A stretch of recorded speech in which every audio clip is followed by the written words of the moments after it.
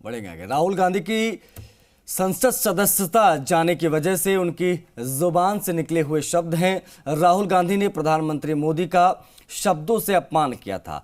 10 साल पहले राहुल ने अध्यादेश की कॉपी भी फाड़ी थी। अपनी ही सरकार के दौरान उस वक्त के प्रधानमंत्री की गरिमा को कम किया था। अब बीजेपी राहुल गांधी के खिलाफ हुई कार्रवाई को उन्हीं के कामों की, उन्हीं के कर्मों की सजा बता रही है।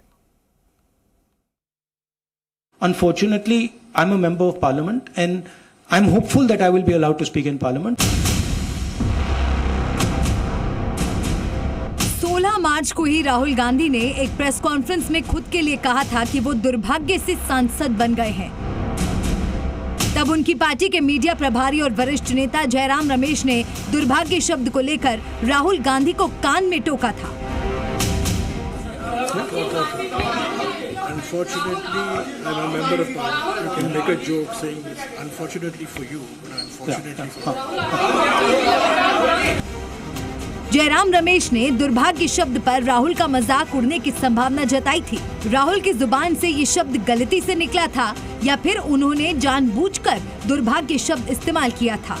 8 दिन बाद ही उनका दुर्भाग्य रद्द हो गया।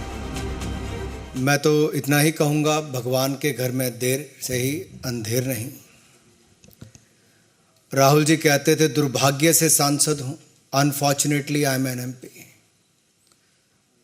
सो उनको जो एक दुर्भाग्य लगता था आज उससे भी मुक्ति मिल गई है। उनके साथ साथ वायनाड के लोगों को भी इससे छुटकारा मिल पाया। अब राहुल मौजूदा लोकसभा सदस्यता तो खो ही चुके हैं।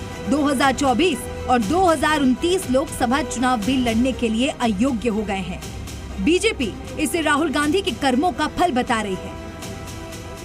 2013 की प्रेस क्लब की उस प्रेस कॉन्फ्रेंस को मैं याद दिलाना चाहूंगा।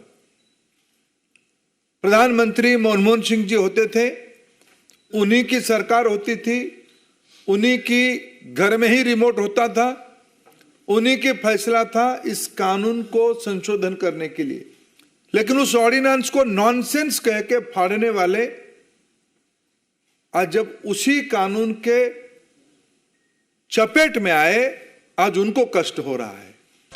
एक पिछड़ी जाति के प्रति किस प्रकार के अनर्गल बयान देकर के एक सामान्य संसदीय शिष्टाचार का भी सामान्य पालन करने का जिन लोगों ने कभी अपने जीवन में उसको अपने जीवन का हिस्सा न बनाया हो, और इसी के लिए कहा गया है जाके प्रभु दारुण दुख दीना, ताके मदि पहले हर लीना।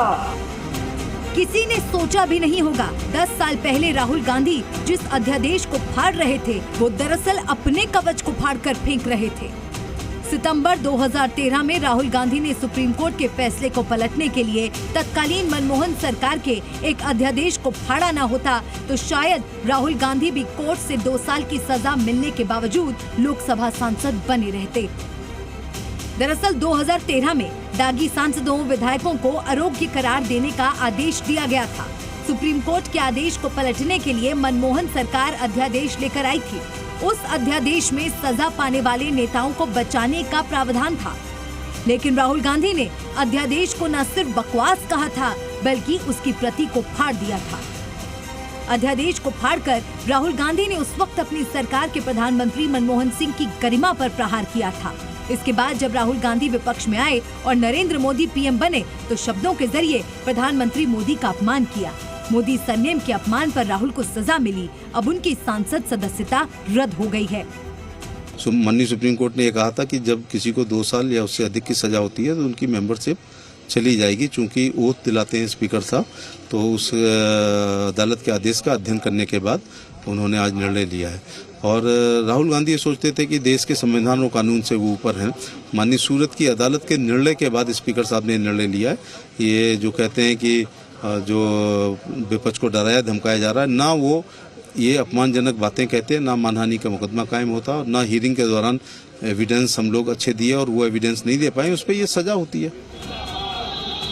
राहुल गांधी की लोकसभा संसद सदस्यता रद्द होने के बाद अब कांग्रेस ने दिल्ली से लेकर महाराष्ट्र तक विरोध प्रदर्शन शुरू कर दिया है। शहर शहर कांग्रेस कार्यकर्ता सड़कों पर उतर आए हैं।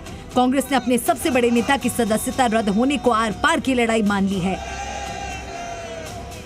आने वाले दिनों में ये मुद्दा 2024 चुनाव की दशा और दिशा तय करेगा। दिल्ली से रवि त्रिपाठी के साथ ब्यूरो रिपोर्ट, जी मीडिया।